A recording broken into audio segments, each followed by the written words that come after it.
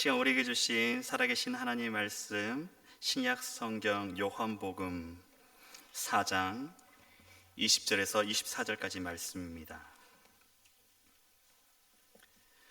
요한복음 4장 20절에서 24절까지 말씀입니다. 한 절씩 교독 후 24절 함께 합독하도록 하겠습니다. 저 먼저 읽습니다. 우리 조상들은 이 산에서 예배하였는데 당신들의 말은 예배할 곳이 예루살렘에 있다 하더이다.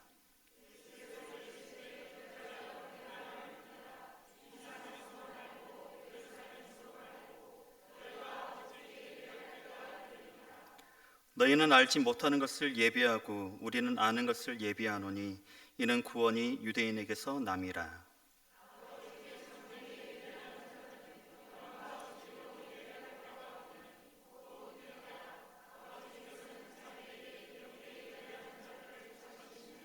함께 읽습니다. 하나님은 영이시니 예배하는 자가 영과 진리로 예배할지니라. 아멘.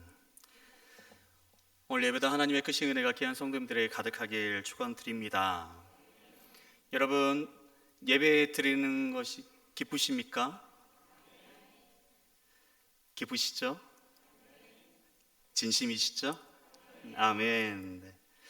하나님 안에서 가장 기쁜 여러 가지 일이 우리 가운데 있을 것입니다. 특별히 죄인이라고 불리는 우리들이 하나님 앞에 가장 즐거운 시간은 예배를 통해서 용서의 하나님을 만나는 것이라 할 수 있을 것 같습니다. 우리들은 기도와 찬양, 말씀 등 여러 모양을 통해서 하나님을 예배합니다. 특별히 예배 속에서 용서의 하나님을 만나고 하나님을 경배함이 우리에게는 너무나 귀한 것임을 믿습니다. 그래서 하나님을 만나면 우리 안에 변화라는 것이 일어나고 새로움이라는 것이 일어나게 되는 것이죠. 어느 초등학생이 자전거를 간절히 갖고 싶어 했습니다. 자기 친구들은 다 자전거가 있어서 타고 다니는데 자기만 없는 것입니다. 이 아이의 가족들은 모두 가톨릭 신자들이었습니다. 그래서 어머니가 아들에게 이렇게 제안을 했습니다. 성모 마리아님에게 기도해 보라 라고 제안을 했다고 합니다. 그날 밤 이 소녀는 기도문을 적었습니다. 예수님의 어머니 마리아님, 저는 자전거를 꼭 갖고 싶어요. 제 소원 꼭 들어주세요. 그리고는 그 기도문이 적힌 그 쪽지를 마리아가 잘 볼 수 있도록 마리아 상 앞에 놓아 두었습니다. 그 다음 날도 이 소녀는 잠들기 전에 다른 종이에 기도문을 적어서 마리아 상 앞에 두었습니다. 일주일 내내 이 소녀는 낙심하지 않고 계속해서 이렇게 기도문을 써서 했습니다. 하지만 어떻게 됐을까요? 그의 기도는 전혀 응답되지 않았습니다. 그러자 이 소녀는 아주 비장한 각오를 하게 됩니다. 그리고 자기 기도문을 함께 마리아상을 수건을 싸서 옷장 깊숙한 곳에 숨겨 두었습니다. 그리고는 그날 밤 이 소녀는 마지막 기도를 드렸다고 합니다. 예수, 만일 네 엄마를 다시 보고 싶다면 내 기도를 들어주는 게 좋을 것이야. 내가 네 엄마를 인질로 잡고 있거든 이라고 얘기했다 합니다. 하나의 참 우스러운 이야기죠. 이 초등학생은 본인이 원하는 것을 들어주지 않으면 위협하고 협박해서라도 내 소원이, 자기 소원이 성취되는 것을 바랬는가 봅니다. 하나의 기도의 예화이긴 하지만 여러분, 우리의 예배는 어떠할까요? 내가 원하는 방식대로, 나 좋을 대로 그렇게 예배를 드리고 내 나름대로 최선을 다했으니 하나님께서 내 예배를 받으셨어야 한다고 은근히 협박하지는 않는지요? 우리가 다 아시는 바와 같이 아담은 하나님을 배반했죠. 아담이 하나님을 배반한 이후에 에덴에서 쫓겨나고 인간은 하나님을 만날 수가 없었습니다. 왜냐하면 죄로 인하여 하나님께 나아갈 수 있는 길이 막혔기 때문이었습니다. 그런데 하나님께서 그 죄인들을 위해서 하나님을 만날 수 있는 길을 열어주셨습니다. 바로 제사였습니다. 뜨겁게 하나님께 제사드리던 이스라엘 백성들에게 하나님께서 나타나셔서 그들에게 복을 주셨죠. 하나님께 또한 나아가 제사를 드렸던 아브라함에게는 비전을 허락해 주셨습니다. 또한 야곱에게는 그에게는 미래를 보여주셨습니다. 모세와 이스라엘 백성들에게는 십계명을 주셨습니다. 하나님과의 만남으로 인해서 일어난 일들입니다. 또한 은혜로운 예배를 경험한 베드로는 안진뱅이를 일으키는 믿음을 그는 갖게 되었습니다. 여러분, 이것이 예배이죠. 꿈이 없던 사람에게 꿈이 생기고 형편없던 사람이 신실한 사람이 되는 것, 이것이 예배의 능력이라 할 수 있을 것입니다. 다시 말하면 용서와 치유와 변화를 경험하게 되는 것, 이것이 바로 예배라는 것입니다. 근데 문제는 모든 예배가 그렇게 될 수 있느냐? 성경은 그렇게 말씀하고 있지 않다는 것입니다. 성경은 예배에 대해서 낭만적으로 기록하고 있지 않습니다. 용서와 회복 치유가 있는 예배가 있는 반면에 반대로 그렇지 않는 예배가 있다라고도 말씀하고 있습니다. 심하게 말하면 저주로 끝이 나는 예배가 있다라고 우리 가운데 말씀하고 있습니다. 대표적인 예배가 있죠. 가인과 아벨의 예배입니다. 가인과 아벨이 제사를 드린 후에 가인이 했던 행동은 동생 아벨을 돌로 쳐 죽이는 살인을 저지르고 말았습니다. 가인의 예배는 하나님께 연락되지 않았습니다. 연락됐다는 말을 다른 표현으로 바꿔본다면 주목했다는 말로 표현할 수도 있는데, 하나님께서 연락하지 않으셨다는 말이 무슨 말이 될까요? 바로 하나님께서 그 예배를, 그 제사를 주목하지 않으셨다는 얘기입니다. 우리는 가끔 이렇게 믿음으로 고백하기도 합니다. 주님은 내 예배를 받으실 거야. 내 예배를 보실 거야. 하지만 성경을 보면 주님이 쳐다보지도 않는 예배가 있다고 말씀합니다. 우리는 예배를 드리면 다 받으실 거야 라고 생각합니다. 그러나 여러분, 성경은 하나님이 싫어하는 예배도 있다라고 우리 가운데 말씀하고 있다는 것입니다. 성경이 말하고 있는 또 다른 예배가 있죠. 레위기 10장 1절과 2절 말씀입니다. 준비된 말씀 우리 함께 읽습니다. 아론의 아들 나답과 아비후가 각기 향로를 가져다가 여호와께서 명령하시지 아니하신 다른 불을 담아 여호와 앞에 분향하였더니 불이 여호와 앞에서 나와 그들을 삼킴에 그들이 여호와 앞에서 죽은지라. 아멘. 그들은 아론과 함께 제사장 직분을 위임받았던 자들이었습니다. 하지만 그들은 예배를 드리다가 불에 타 죽었습니다. 그들은 제사장이라는 자신의 신분을 이용해서 하나님의 영광에 가까이 하여 백성들로부터 높임을 받고자 하는 인간적인 계산과 욕심으로 하나님 말씀에 위배되는 행동을 그들은 저지르고 말았습니다. 즉 그들은 거짓된 예배를 드렸던 것입니다. 여러분, 거짓된 예배라는 것이 무엇이겠습니까? 모양은 예배이죠. 하지만 그 내용을 보면 예배가 아니란 것입니다.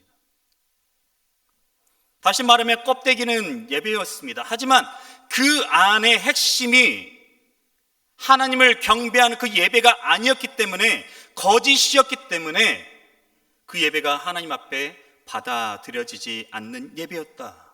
성경은 말씀하고 있는 것입니다. 이사야 1장 11절에서 13절 말씀은 이렇게 우리 가운데 말씀합니다. 함께 읽습니다. 여호와께서 말씀하시되 너희의 무수한 재물이 내게 무엇이 유익하뇨?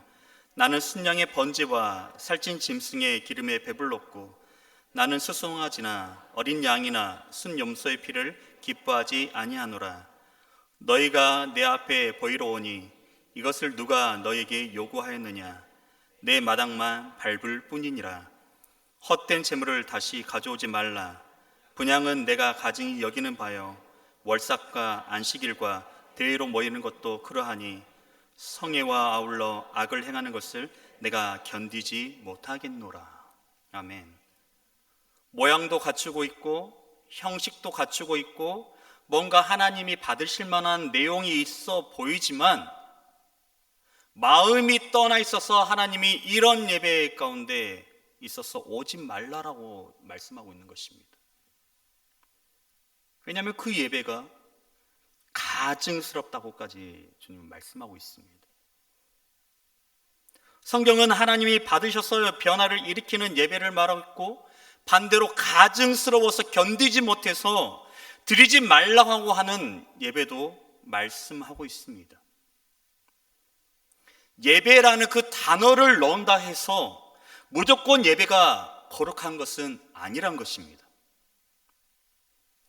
어떤 예배를 드리느냐, 그리고 드리는 사람의 마음이 어떤 모습으로 드리느냐에 의해서 하나님이 흠양하시는 예배와 흠양하시지 않는 예배로 나뉘어진다는 것입니다. 그렇다면 우리는 어떠한 예배를 하나님께 드려야 하겠습니까? 여러분들은 예배를 드리실 때 어디에 관심을 두시나요? 어려운 질문일까요? 그렇다면 다시 이렇게 질문 드려보겠습니다. 여러분은 예배를 드리실 때 하나님께만 관심을 두십니까? 아니면 하나님께도 관심을 두십니까? 오늘 본문 23절 말씀에 참되게 예배한 자들은 누구를 예배한다고 말하고 있냐면 아버지를 예배한다라고 말씀하고 있습니다. 사마리아 여인의 질문은 누구를 예배하느냐보다 어떻게 예배하여야 하느냐에 더 관심이 있었습니다. 그래서 예수님께 물어보죠. 사마리아인들은 그리심산에서 예배했고 유대인들은 예루살렘에서 예배했습니다. 사마리아 여인은 하나님을 찾는 거짓이 없는 순수한 마음과 열정을 가지고 예수님 앞에 나왔던 여인이었습니다. 하지만 그녀에게는 예배의 본질에 관해서는 무지한 상태였습니다. 예배의 본질은 지역이나 장소와 무관하다는 사실을 그녀는 이해하지 못했던 것입니다. 그녀처럼 우리들 또한 그리심산이냐 예루살렘이냐, 손을 들고 찬양하느냐, 일어서야 하느냐, 오늘 예배에 왜 소리가 이러느냐, 반주자가 왜 이렇게 틀렸느냐, 인도자가 틀렸다, 이것이 중요한 것이 아니라 하나님이 원하시는 예배의 핵심은 누구를 예배하느냐냐, 그게 핵심이 있는 것입니다.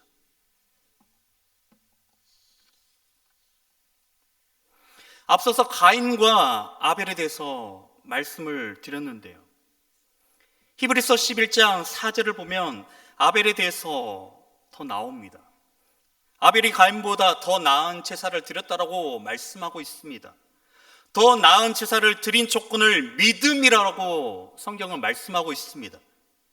이때 이 믿음의 조건을 6절에서 한 번 더 설명하고 있는데요. 6절에서는 이렇게 말씀하고 있습니다. 믿음이 없이는 하나님을 기쁘시게 하지 못하나니 하나님께 나아가는 자는 반드시 그가 계신 것과 또한 그가 자기를 찾는 자들에게 상 주시는 이심을 믿어야 할지니라. 아멘. 하나님을 기쁘시게 하는 믿음에 대해 말씀하는데 그 믿음이 무엇이었냐? 하나님께 집중된 믿음이었다는 것입니다. 하나님이 계시다는 그 실존에 대한 믿음, 더하기 그분이 어떤 분인지에 대한 믿음을 갖고 있었습니다. 결국 무엇에 집중된 믿음이었기에 아벨이 가인보다 더 나은 제사를 드렸다고 얘기하고 있습니까? 하나님에 대한 믿음입니다. 하나님께 집중됐다는 것입니다. 갖고 있던 어떤 장비, 형태, 장소, 여기에 관심이 있는 것이 아니라 하나님께 집중되어서 그분이 여기에 계시구나, 그리고 그분이 나의 예배를 주목하고 계시고 신실하게 역사하는 분이시구나, 하나님이 누구신 것과 하나님이 계신 것과 그분께 집중하여 예배 드렸기 때문에 아벨은 가인보다 더 나은 제사를 드렸던 것입니다. 창세기 4장 4절을 보게 되면요, 아벨이 드린 예물이 나옵니다. 그는 양의 첫 새끼와 그 기름으로 드렸다 말씀하고 있습니다. 원어를 보면 첫 새끼와 기름이란 단어가 다 복수형으로 기록되어 있습니다. 즉 아벨은 새끼 양과 더불어 여러 마리 제물을 바쳤다는 말이 되고, 더 나아가서 첫 새끼라는 그 단어를 보게 되면 빼코라라는 단어를 사용합니다. 근데 그 단어의 뜻이 어떤 뜻이냐면 모든 태어난 것, 가장 뛰어난 것, 우두머리라는 의미를 또한 표현하고 의미를 담고 있습니다.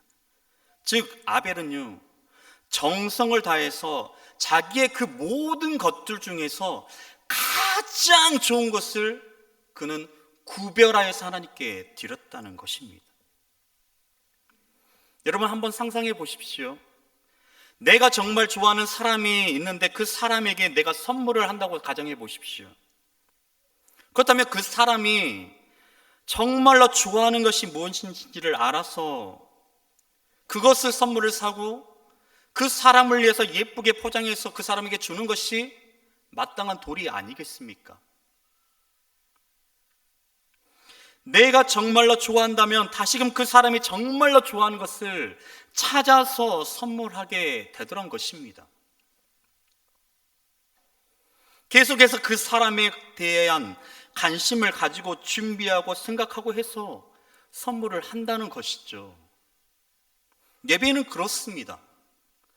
하나님께서 정말 기뻐하시는 것이 무엇인지를 우리는 더욱더 연구하고 생각하면서 집중해야지만 드리는 것이 예배라는 것입니다. 19세기 유럽의 교회가 사람을 즐겁게 하는 예배를 드리는 맥없는 예배를 드리고 있었다고 합니다. 그 이후로 20세기 유럽의 교회들이 많이 타락하고 죽었습니다. 사람을 즐겁게 하는 맥없는 예배를 드릴 때 덴마크 철학자 키에르케고르라는 사람이 극장의 비유라는 걸 통해서 그 시대의 교회에 경종을 울렸습니다. 그 시대 사람들은 목사나 성가대는 연기하는 배우고 회중들은 그 배우들이 연기하는 것을 보러 오는 관객이라고 생각했습니다. 조그만 비용을 지불하고 말이죠. 저명한 미국의 기독자 작가 필립 얀시는 그의 책 교회, 나의 고민, 나의 사랑이라는 그 책을 통해서 그는 이렇게 말하고 있습니다. 교회에서는 하나님이 예배의 관객이시다. 그리고 우리가 주인공으로 여겨왔던 사역자는 사실 무대 뒤에서 대사를 알려주는 보조적 역할을 맡은 사람일 뿐이다. 그러므로 예배를 마치고 떠날 때 우리가 해야 할 질문은 내가 무엇을 얻었는가가 아니라 하나님이 기뻐하셨는가이다. 이제 나는 예배 시간에 위를 올려다 보려고 한다. 시선을 강단 넘어 하나님께로 향하는 것이다. 여러분 누가 배우겠습니까? 설교자도 성가대도 찬양팀도 그리고 회중들도 모두가 배우라는 것입니다. 우리의 모든 것은 유일하신 관객이신 하나님만을 기뻐하도록 초점이 맞춰 있어야 한다는 것입니다. 이런 이야기가 있습니다. 배우가 5분을 지각하면 연극은 시작할 수 없습니다. 배우가 정시에 도착해도 연극은 시작할 수 없습니다. 모든 배우들이 정시에 다 모여서 다 나와서 연극을 한다면 그것은 관객을 우롱하고 모독하는 것입니다. 진짜 연극인은 아침부터 준비하고 더 나아가 며칠 전부터 준비를 하는 것입니다. 그래야 그 연극이 관객을 감동시킬 수 있기 때문입니다. 저는 신학교를 갈 때 음악학과를 먼저 갔습니다. 학부 1학년부터 음악에 무지했기 때문에 음악을 1학년부터 다녔습니다.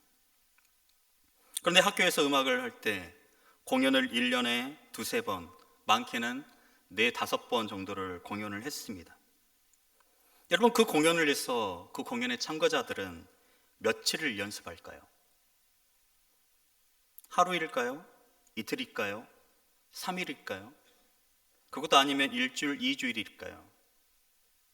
여러분, 그 공연을 위해서 길게는 6개월에서 9개월 연습합니다. 짧게는 3개월, 4개월을 연습합니다. 그리고 나서 무대에 올라갑니다. 왜요? 틀리지 않기 위해서 맞습니다. 네, 맞아요. 하지만 더 중요한 것이 있습니다. 그렇게 하지 않으면 관객들이 공감하지 않으니까, 감동받을 수 없기 때문에, 관객들이 공연하는 사람과 같은 마음이 생기지 않기 때문에 한 마음으로, 모두가 한 마음으로 공연을 하기 위해서 그렇게 열심히 연습을 합니다. 예배도 마찬가지입니다. 내가 시간 맞춰서 잠깐 와서 드리는 예배 아니면 조금 늦었지만 참석해서 내 딴에는 적당히 은혜 받았다고 생각하고 돌아가는 예배, 하나님을 감동시킬 수 있는 예배인가 우리는 생각해 볼 필요가 있다는 것입니다. 정말로 우리가 하나님만이 우리의 관객이시라면 전문 배우들이 며칠 몇 달을 투자해서 연습하고 준비하는 것처럼 우리가 드리는 이 예배도 기도하고 준비해야 되는 그런 마음이 있어야 되지 않을까요? 저는 사랑하는 성도님들에게 도전하고 싶습니다. 그리고 권유하고 싶습니다. 우리가 드리는 예배를 위해서 우리가 드리는 예배가 하나님을 기쁘시게 하고 주님의 영광이 나타나는 예배가 되기 위해서 우리 모두가 기도할 수 있는 성도들이 되기를 주님의 이름으로 부탁드립니다. 갈라디아서 1장 10절을 보면 바울은 이렇게 얘기합니다. 이제 내가 사람들에게 좋게 하랴, 하나님께 좋게 하랴, 사람들에게 기쁨을 구하랴. 내가 지금까지 사람들의 기쁨을 구하였다면 그리스도의 종이 아니니라. 사람들의 기쁨을 구했다면 그는 그리스도의 종이 아니라고 그는 단언하고 있습니다.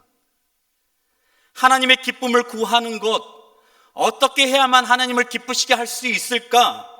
우리는 그것을 고민하며 생각해야 하는 것입니다. 그렇게 된다면 지금도 놀라운 은혜가 우리 가운데 임하지만 더 풍성하신 하나님의 그 은혜가 우리 가운데, 그리고 이 한국교회, 이 열방에 있는 모든 교회들 가운데 일어나지 않겠습니까? 우리가 드리는 예배가 축제이고 싶습니다. 틀에 얽매여 있는 것이 아니라, 어떤 장소에 얽매여 있는 것이 아니라, 여러분, 우리가 모두가 다 교회이지 않습니까? 우리가 가는 그곳이 다 주님을 예배하는 자리가 아니겠습니까? 우리가 생활하는 곳, 그곳에서 주님과 함께 동행하며 그분의 인도하심에 의해서 내가 살아가는 것, 우리가 드리는 예배의 기대감을 가지고 두근거리는 마음으로 예배에 나오는 것, 그리고 어떻게 하면 하나님을 더 즐겁게 하고 어떻게 하면 하나님을 더 기쁘게 하실 수 있을까 생각하는 것, 그것이 예배라 생각됩니다. 또한 우리는 이렇게 기도했으면 좋겠습니다. 주님, 내가 좋아하고 기뻐하고 내가 드리고 싶어하는 예배를 드리는 것이 아니라 주님이 말씀하시는, 주님이 원하시는, 주님이 하라고 하시는 그 예배를 드리게 하여 주시옵소서. 내가 경험하고 좋았던 예배가 아니라 그 순간순간마다 주님이 말씀하시고 원하시는 예배를 드리게 하여 주시옵소서. 이것이 예배에 나아가는 연극의 배우인 우리들에게 필요한 것이지 않겠습니까? 여러분, 예배의 주인은 오직 하나님 한 분이십니다. 한 분이십니다. 주님은 순종과 감사에서 우러나오는 내적인 태도인 마음을 찢는 희생에 관심이 있으십니다. 우리가 드리는 예배의 목적, 그것은 하나님을 만나서 기분을 기쁘시게 하는 것 외에는 다른 것이 없는 것입니다. 기도하겠습니다.